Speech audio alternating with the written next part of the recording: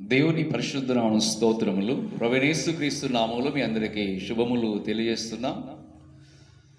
యేసయ్య ఆశీర్వాద కృపా సన్నిధి ఈ కార్యక్రమానికి మీరందరూ విచ్చేసినందుకై ప్రభువైన యేసుక్రీస్తు నామములో మీ అందరికీ ఆహ్వానాన్ని తెలియజేస్తున్నాను. ప్రభునందు ప్రియమైన దేవుని బిడ్డలారా, ఈరోజు ప్రభు మనకు ఏర్పాటు చేయబడిన అంశము సముద్రము. దేవుని స్తోత్రం. నా చిన్నతనంలో నేను 12 సంవత్సరాల వయసులో చెన్నై పట్టణం మెడ్రాస్ అనే సిటీలో అక్కడ ఒక మహాసభలు పెంతెకొస్తు మహాసభలకు వెళ్ళినప్పుడు అక్కడ అడయార్ అనే ప్రాంతంలో సభలు జరుగుతున్నప్పుడు మీటింగ్ అయిపోయిన తర్వాత మొట్టమొదటిసారిగా సముద్రము అతి దగ్గరలో ఉన్నందువలన చూడటానికి వెళ్ళటం జరిగింది. ఆ మొదటిసారి నేను సముద్రం చూసినప్పుడు నాకు చాలా ఆశ్చర్యం అనిపించింది. దేవునికి స్తోత్రం. సముద్రపు నీరు ఎలా ఉంటుందంటే ఆకాశాన్ని అంటుకున్నట్టుగా ఉంటుంది. మనం ఎంత చూసినా సరే ఆ యొక్క సముద్రపు నీరు ఆకాశాన్ని అంటుకున్నట్టుగా ఉంటుంది. దేవునికి స్తోత్రం. సముద్రమును ప్రత్యక్షంగా చూసిన వారు ఆ యొక్క అనుభూతి, ఆ యొక్క ఆలోచన విధానాలు చాలా ఆశ్చర్యకరంగా ఉంటాయి. అంటే దేవుని యొక్క సృష్టి చాలా ఎంత ఉన్నతమైందో, ఎంత అపూర్వమైనదో, ఎంతో ఆశీర్వాదకరమైందో ఆ సముద్రమును ప్రత్యక్షంగా చూసిన వారు ఆలోచించగలుగుతారు. దేవునికి స్తోత్రం. కొంతమంది మామూలుగా టీవీలలో చూస్తూ ఉంటారు సముద్రాన్ని. అయితే ప్రత్యక్షంగా చూసిన వారు చాలా ఆశ్చర్యం కలుగుతుంది. ఈ సందర్భంలో దేవుని యొక్క వాక్యములో మనం గమనించినట్లయితే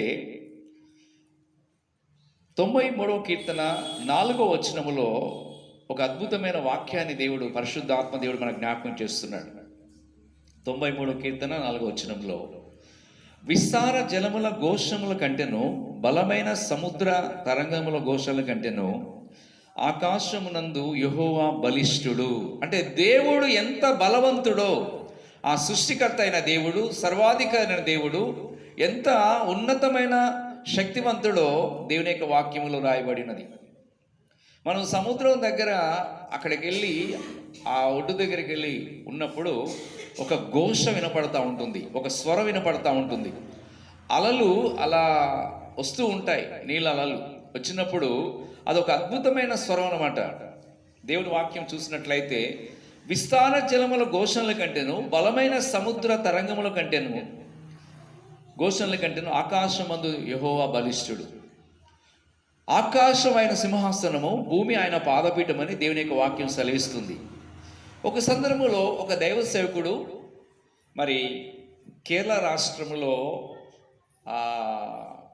సండే స్కూలు జరుగుతున్నప్పుడు, అంటే పిల్లలు సండే స్కూలు జరుగుతున్నప్పుడు ఆ సందర్భంలో ఒక దైవ సేవకుడు ఆ యొక్క సండే స్కూల్ కార్యక్రమానికి వెళ్ళినప్పుడు అక్కడ దేవునికి స్తోత్రం ఒక చిన్న బాబును పిలిచినప్పుడు ఏం జరిగిందంటే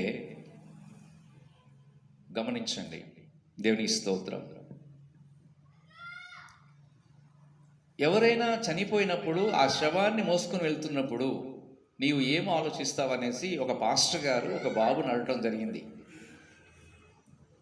ఆ అబ్బాయి చెప్పిన జవాబు ఏంటంటే, నాకు చాలా భయము, చచ్చిపోయిన వాళ్ళని చూడాలంటే నాకు భయము అనేసి ఆ అబ్బాయి ఒక ఆశ్చర్యకరమైన మాట చెప్పాడు. తర్వాత కొద్దిసేపు అయిన తర్వాత గమనించండి, ఇంకొక అబ్బాయిని పిలిచి ఆ పాస్టర్ గారు అడుగుతున్నాడు, ఒక చనిపోయిన వారిని మోసుకుని వెళ్తున్నప్పుడు నువ్వు ఏం ఆలోచిస్తావు, నీ యొక్క అభిప్రాయం ఏంటి అన్నప్పుడు ఆ చిన్న అబ్బాయి చెప్పిన మాట ఏంటంటే, దేవునికి స్తోత్రం, దేవుడు నన్ను ప్రాణంతో ఉంచాడు, నేను చనిపోలేదు. ఒకటి. రెండవది ఏంటంటే, ఆ చనిపోయిన వ్యక్తి పరలోకం వెళ్ళాడా లేకపోతే నరకానికి వెళ్ళాడా అనేసి ఒక ఆలోచన నాకు వస్తుంది పాస్టర్ గారు అనేసి ఆ అబ్బాయి చెప్పాడు. గమనించండి. ప్రభునందు ప్రియమైన దేవుని బిడ్డారా, కొందరు ఈ లోకములో నరకానికి వెళ్తున్నారు, కొందరు పరలోకానికి వెళ్తున్నారు. రెండు మార్గాలు ఉన్నాయి. చీకటి మార్గం వేరు, వెలుగు మార్గం వేరు. పాపుల మార్గం వేరు, నీతిమంతుల మార్గం వేరు. దేవునికి స్తోత్రం. దేవుని వాక్యములో మనం గమనించినట్లయితే మన యొక్క అనుదిన జీవితంలో అనేకమైన ఆపదలు, వ్యాధులు, బలహీనతలు, అనేకమైన శోధనలు మన జీవితంలో ఎదురవుతున్నప్పుడు మనము ప్రభు వైపు చూస్తూ సాగిపోవాలి. దేవునికి స్తోత్రం. దేవుని వాక్యంలో నుండి మనం గమనించినట్లయితే ఇక్కడ సముద్రం గురించి బైబిల్ గ్రంథంలో రాయబడి ఉంది. అవునండి. ఆదికాండము 1వ అధ్యాయము 10వ వచనం చూసినట్లయితే దేవుడు సృష్టి అంతా కూడా సృష్టించినప్పుడు సముద్రము అనే మాట దేవుడు పెట్టి ఉన్నాడు. సముద్రపు నీరు చాలా విశాలంగా ఉంటుంది, చాలా ఎంతో పొడవుగా ఉంటుంది, ఎంతో లోతుగా ఉంటుంది. దేవునికి స్తోత్రం. సముద్రము అయితే సముద్రము గురించి 5 కార్యాలు, ఆత్మీయ అనుభవాలు మనం ధ్యానిస్తున్నాం. ఒకటి ఏంటంటే సముద్రమును ఏ విధముగా సృష్టించారు అని మనం ఆలోచన చేసినట్లయితే సర్వశక్తి గల దేవుడు, జీవము గల దేవుడు ఆయన మాట ద్వారా సముద్రమును సృష్టించాడు. హల్లెలూయా. రెండవదిగా సముద్రము ఎంత లోతు ఉంటుందో మనము ఊహించలేము. దేవునికి స్తోత్రం. మూడవది సముద్రము విస్తీర్ణత, దాని వెడల్పు ఎంత ఉంటుందో కూడా ఒకసారి సముద్రమును చూస్తే అర్థమవుతుంది. ఎంతో విశాలముగా ఉంటుంది, ఎంతో విస్తీర్ణముగా ఉంటుంది, ఎంతో వెడల్పుగా ఉంటుంది. సముద్రములో ఉండే ఐశ్వర్యము కూడా చాలా విలువైంది. సముద్రములో చాలా రకాలైన చేపలు ఉంటాయి, చాలా సంపద కూడా దొరుకుతుంది. దేవునికి స్తోత్రం. సముద్రం మీద అనేక మంది ప్రయాణం చేస్తూ, ఓడలు ప్రయాణం చేస్తూ ఉంటాయి. ఒక దేశం నుండి ఇంకొక దేశానికి మనుషులు ప్రయాణం చేస్తూ ఉంటారు. అనేక రకాలైన వస్తువులు ప్రయాణం చేస్తూ ఉంటాయి. దేవునికి స్తోత్రం. సముద్రంలో ప్రయాణం చేస్తూ ఉంటాయి. అయితే సముద్రపు యొక్క శక్తి కూడా చాలా ఉన్నతమైంది. అప్పుడప్పుడు మనము సునామీ అని, తుఫాన్ల గురించి, బంగాళాఖాతంలో వాయుగుండం వచ్చిందని అనేక రకాల వార్తలు వింటూ ఉంటాం. దేవునికి స్తోత్రం. సముద్రపు యొక్క శక్తి కూడా చాలా ఉన్నతముగా మనము గుర్తించాలి. 95వ కీర్తనలో గమనించండి, 5వ వచనం చదివినప్పుడు 95వ కీర్తన 5వ వచనములో సముద్రము ఆయనది, ఆయన దాన్ని కలుగు చేసెను, ఆయన హస్తములు భూమిని నిర్మించెను. Praise the Lord. హల్లెలూయా. సముద్రం ఎవరిదండి? దేవుడు కలుగు చేశాడు. దేవునికి స్తోత్రం. అయితే ఇక్కడ వాక్యంలో గమనించినట్లయితే ఆయన హస్తములు భూమిని నిర్మించెను. ఈ భూమి, సముద్రము, నీరు, ఆకాశంలో ఉన్న నక్షత్రాలు, మనం చూస్తున్న సూర్యుడు కానీ, చంద్రుడు కానీ, ఈ లోకములో ఉన్న అనేక రకాలైన వృక్షములు, అనేక చెట్లు, ఇవన్నీ కూడా దేవుడు సృష్టించాడు. దేవుని యొక్క వాక్యములో మనం గమనించినట్లయితే సముద్రము అని దేవుడే పేరు పెట్టాడు. జలరాశికి సముద్రం అని పేరు పెట్టినట్లుగా మనం చూస్తున్నాం. 6వ వచనములో ఆయన మన దేవుడు, మనము ఆయన పాలించు ప్రజలము, ఆయన మేపు గొర్రెలము. హల్లెలూయా. ఇక్కడ గమనించాల్సిన విషయం ఏంటంటే ఇంత గొప్ప దేవుణ్ణి మనం కలిగి ఉన్నాం. ఇంత గొప్ప దేవుణ్ణి మనం కలిగి ఉన్నాం కనుక మనము ఆ గొప్ప దేవుడు, ఆ సర్వశక్తి గల దేవుడు మన హృదయంలో ఉండాలని ఆయన ఇష్టపడుతున్నాడు, ఆత్మస్వరూపిగా. దేవునికి స్తోత్రం. దేవుని యొక్క వాక్యంలో ఇక్కడ గమనించినట్లయితే 95వ కీర్తన 6వ వచనములో ఆయన మన దేవుడు కనుక మనము ఆయన పాలించు ప్రజలము, ఆయన మేపు గొర్రెలము. గొర్రెల కాపరిగా ప్రభువైన యేసుక్రీస్తు వారు ఉన్నారు. దేవునికి స్తోత్రం. నా గొర్రెలు నా స్వరం వినును, అవి నన్ను వెంబడించును. నా తండ్రి చేతుల నుండి ఎవరు కూడా అపహరింపలేరనేసి దేవుని యొక్క వాక్యంలో యోహాను సువార్త 10వ అధ్యాయంలో మనం గమనిస్తున్నాం. గొర్రెల కొరకు నేను మంచి కాపరిని, మంచి కాపరి గొర్రెల కొరకు తన ప్రాణము పెట్టి ఉన్నారు. మనకు సమృద్ధైన జీవాన్ని ఇవ్వటానికి వచ్చారు ప్రభువారు. ఒక సమృద్ధైన నిత్య జీవాన్ని ఇవ్వటానికి ప్రభువైన యేసుక్రీస్తు వారి లోకానికి వచ్చారు. దేవుని వాక్యంలో మనం గమనించినట్లయితే ఇక్కడ 3 విధాలైన అనుభవాలు పరిశుద్ధాత్మ దేవుడు మనతో మాట్లాడుచున్నాడు. ఒకటి ఏంటంటే సాగిలపడటం దేవుని సన్నిధిలో అంటే మనమందరము కూడా వినయముతోనూ విధేయతతోనూ విశ్వాసముతో దేవుని సన్నిధిలో సాగిలపడి తగ్గించుకొని ఆత్మతో సత్యముతో ఆరాధించవలసిన వారైనా. రెండవదిగా నమస్కారము చేసి, మూడవది ఏంటండి, మోకరిల్చి దేవుణ్ణి స్తుతించడం, ప్రార్థన చేయటం అనేది చాలా విలువైన విషయం. దేవుని యొక్క వాక్యంలో మనం గమనించినట్లయితే ఒకటి సాగిలపడటము, రెండవది గమనించండి నమస్కరించటము దేవునికి, మూడవది మోకరించడం అనేది అది దేవుని గణపరచడం అన్నమాట. అయితే ఒక సందర్భంలో మరి కేరళ రాష్ట్రంలో ఒక యూత్ మీటింగ్ జరుగుతుందంట. ఒక యవనస్తుల కూటము మరి జరుగుతున్నప్పుడు అనేక మంది యవనస్తులు ఆ యొక్క మీటింగ్కి వెళ్ళారంట. వెళ్ళినప్పుడు జరిగిన విషయం ఏంటంటే, దేవునికి స్తోత్రం, ఒక స్త్రీ చాలా నిర్లక్ష్యంగా కూర్చొని ఉందంట. అంటే దేవుని యందు అంత భయం లేకుండా, భక్తి లేకుండా ఎలా ఉంది ఆ స్త్రీ, ఆ యొక్క యవనస్తురాలు చాలా నిర్లక్ష్యంగా కూర్చోవడం జరిగిందంట.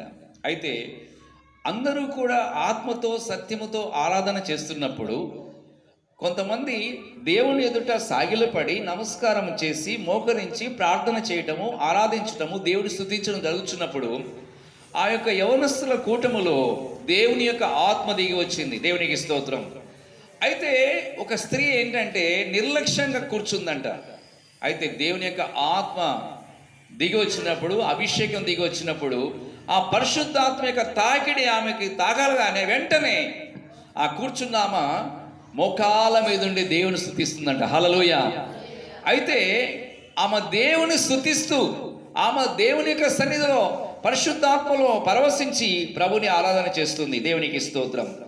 కారణం ఏంటంటే దేవుని శక్తి ఆమె పైన ఎప్పుడైతే దిగి వచ్చిందో, దేవుని యొక్క ఆత్మ ఆమె హృదయంలోనికి ఎప్పుడైతే వచ్చిందో, ఆమె మోకాల మీద ఉండి దేవుని స్తుతిస్తుంది, దేవుని యొక్క అభిషేకమును పొందుకుంది. దేవునికి స్తోత్రం. మనమందరము కూడా దేవుని సన్నిధిలో భయముతోనూ భక్తితోనూ విశ్వాసముతో జీవించవాలని ఈ దినమున దేవుడు మాట్లాడుతూ ఉన్నాడు. దేవునికి స్తోత్రం. మనము దేవుని సన్నిధిలో మోకరించి ప్రార్థించాలి. భయముతో భక్తితో కన్నీళ్లతో సాగిలపడి దేవుని సన్నిధిలో నమస్కారం చేసినట్లయితే, మోకరించి ప్రభుని ఆరాధించినట్లయితే దేవుడు మన యొక్క ఆరాధనను అంగీకరిస్తాడు. దేవునికి స్తోత్రం కలుగును గాక.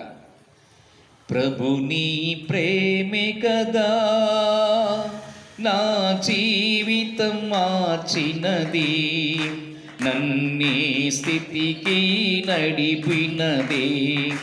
ప్రభుని ప్రేమే కదా నా జీవితం మార్చినది, నన్నీ స్థితికి నడిపినది.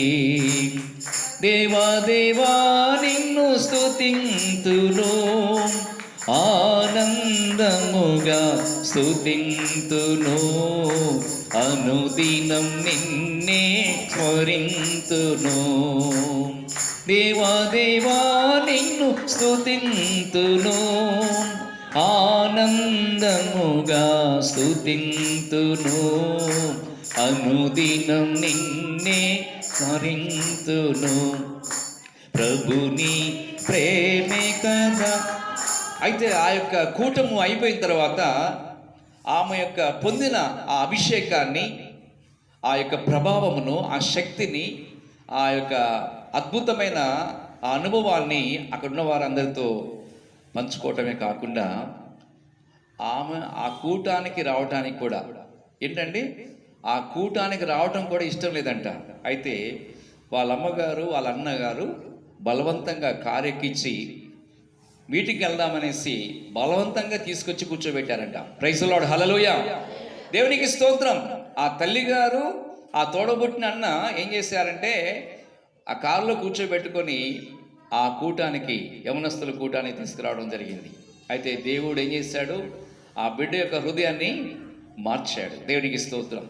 ఆమెలో ఉన్న నిర్లక్ష్యమైన స్వభావము, ఆమెలో ఉన్న అవిధేయత, ఆమెలో ఉన్న దేవునికి వ్యతిరేకమైన ఆలోచనల నుంచి విడిపించి, దేవునికి స్తోత్రం, చీకటిని తొలగించి శాపాన్ని తీసివేసి పాపాన్ని తీసివేసి దేవుని యొక్క వెలుగుతో ఎప్పుడైతే నింపబడిందో ఆమె దేవుని సన్నిధిలో మోకాళ్ళ మీద ఉండి ప్రార్థన చేసి తన హృదయాన్ని దేవునికి అర్పగించుకుంది, మారు మనసు పొందింది, ప్రభు రక్తం చేత కడగబడింది, బాప్తిసం తీసుకుంది, పరిశుద్ధాత్మ చేత అభిషేకించబడింది, ప్రభు బిడ్డగా జీవించింది. దేవునికి మహిమ కలుగునుగాక.